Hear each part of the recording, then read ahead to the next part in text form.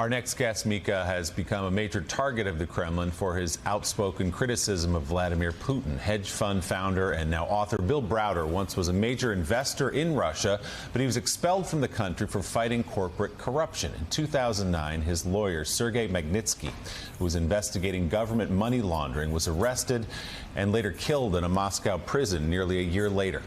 Congress passed the Magnitsky Act, which levied sanctions on the Russians involved in Magnitsky's death.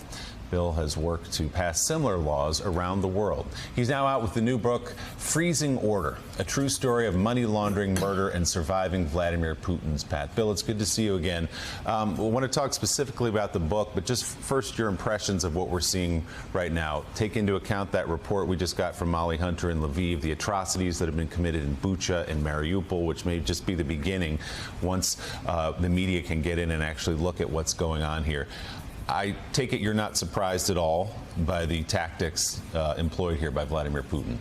Well, the most important thing to know is that the Russian soldiers don't do anything unless they're given either permission or orders to do it. There's a very vertical chain of command. And if these soldiers were doing that, they were not just doing it on their own volition, they were doing it under order. And this is a war crime, and this is an intentional war crime. And this is Vladimir Putin basically telling his military staff to brutalize Ukrainian civilians to make a point, which is they want to just show everybody how terrible they are. You've been criticizing Vladimir Putin for many, many, many years and his tactics, and now you've written an entirely new book about it. He's expelling people from the country. He's arresting dissidents. He's shutting down independent media. Now we see he's purging his own FSB of people deemed unloyal to him. How difficult is it to be a dissident in that country? How difficult has it been for you, even outside the country, to continue relentlessly, despite the threats you've had on your life and everything else, to pursue Vladimir Putin the way you have? These people go after anybody and everybody who have anything critical to say about them. In my case, I was complaining about corruption. I was complaining about money laundering. They've issued death threats, kidnapping threats. They've tried having me arrested through Interpol 8 times. They've chased me all around the world. And I'm a Westerner sitting in the West. Right.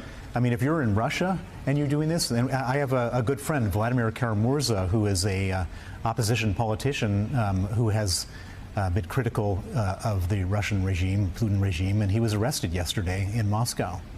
So Freezing Order is the title of the book, a true story of money laundering, murder, and surviving the wrath of Putin. This gets at where Putin's money comes from. This gets at all the oligarchs, where their money comes from, how they take it from the state. What did you find in researching this book? Well, we all know that there's a lot of crookedness. We all know that Vladimir Putin is a crook. But one of the things that comes out of my book is that all of this exporting of corruption that they were doing, basically sending it from Russia to the West, there was somebody who had to import the corruption. And there's a whole class of what I call Western enablers, people in the United States, people in Great Britain, our colleagues, our people we might even bump into in cocktail parties, who are working for the Russian, who are effectively working as arms of the criminal Russian regime here in the West. And that's something that you don't expect. It's an excerpt from the book. Bill writes, quote, "When we started investigating the $230 million tax rebate fraud that my lawyer Sergei Magnitsky was killed over, we'd had no idea it would lead to any of these world-shaping developments or these unthinkable Russian reactions. Why hadn't Putin just thrown a few of his low-level officials under the bus for murdering Sergei? Why would he hack Western elections? Why is he so committed to fomenting chaos? Now we knew there weren't just millions of dollars at stake, or even billions. There was likely more than $1 trillion at stake, and Putin will do anything to protect this. This amount of money also helped to explain why so many people had been murdered.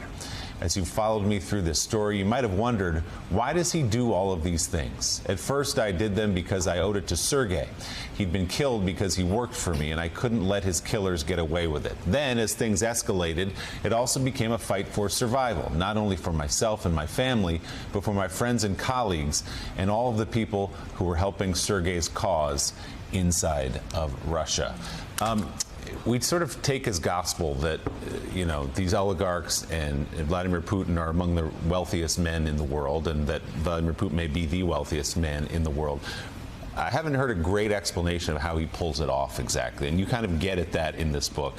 How does he extract all that money? How does he hide all that money? How does it work for him?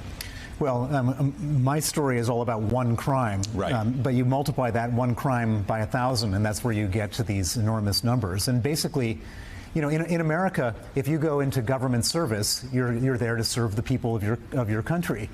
In Russia, if you go into government service, you're there to steal as much money from your division, your department, whatever. So it's kind of like The Sopranos. If you're the Minister of Finance or the Minister of Energy, it's like being the New Jersey Mafia or the Philadelphia Mafia. You take your cut and then you pass it up to the Mafia boss.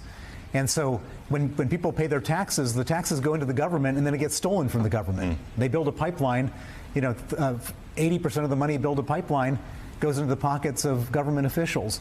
And here's the great one, is that when they spend money on military, that money gets stolen. When you want to know why they're doing so badly in Ukraine, because 80% of the money is stolen from the military. They're selling the gasoline out of the tanks, so they sputter out and can't even go. You know, you just mentioned a couple of minutes ago that we would bump into people at cocktail parties here in the West, in New York City or wherever, in Chicago, and that they were, in their own way, working for Russia. Yep. What are the mechanics of this? How are they working for Russia? Is it involved with money? Obviously must be. What are the mechanics of this? And the second question to you, in terms of what you've just been telling us, both here today and prior to many appearances, is your life in danger right now from the Russians? Let me answer the second question first. So the answer is yes. They've been after me for 12 years since the murder of Sergei Magnitsky. And the only reason I'm still here today is because Putin always kept one foot in the civilized world and one foot in the criminal world. And so killing me would have basically had put both feet in the criminal world. And he always wanted to have all these like heads of state treating him like a legitimate person. He wanted to go to the G20 summit. He wanted to attend the Olympics. And he couldn't do that if he killed me. Now he's put both feet in the criminal world, and everything is open. Now, the mechanics of how these Westerners do this stuff is that oligarchs who are working for Putin employ lawyers, PR firms, investigation agencies, bankers, etc., to do the Russian government's bidding. And in my book, I go into great detail, and people, when they read my book, are shocked to find that these, you know, supposedly upstanding American citizens are basically working as arms of Russian intelligence in the United States for money. So Donald Trump, as we know, often had kind words for Vladimir Putin. And in their Helsinki summit, Putin asked Trump to hand you over to Russian authorities, and Trump seriously considered it. Tell us that story and why he was prevented from doing so. Well, so Putin has been hating me ever since the Magnitsky Act was passed. He's been trying to get me handed over. He's been not successful. They were at this summit, and it was right after Robert Mueller had indicted these 12 Russian military intelligence officers for hacking the U.S. election. And so one of the journalists at the press conference said to Putin, "Are you going to hand over these 12 Russian military intelligence officers?"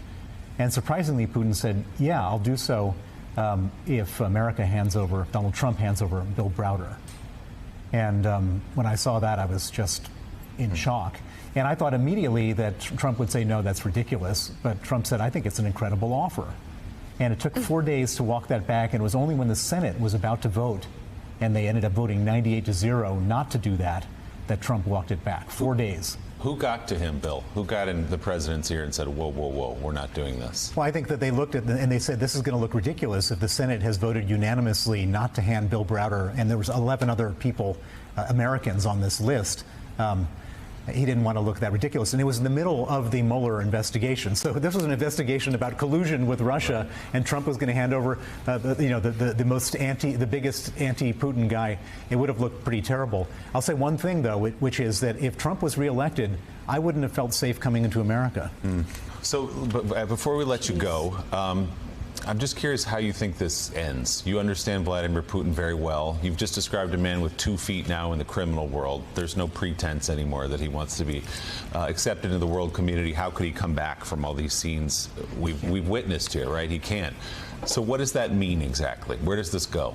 Well, everybody always asks me, what's the end game? And the end game is for Vladimir Putin, through whatever means he can, to stay in power.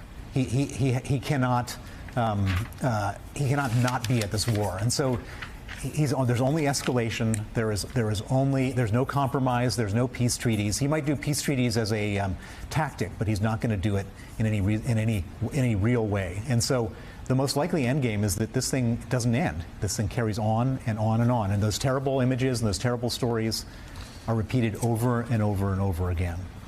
We so appreciate you being here. It's taken great courage to continue to speak out the way you have for a dozen years, and we appreciate you being here. The new book is Freezing Order, a true story of money laundering, murder, and surviving Vladimir Putin's wrath. It is out today. Bill Browder, great to see you. Thanks for being here. Thank you. Thank you. Hey, thanks so much for watching our YouTube channel. You can follow up on today's top stories and breaking news, or catch up on your favorite MSNBC shows all in one place. Download the NBC News app today.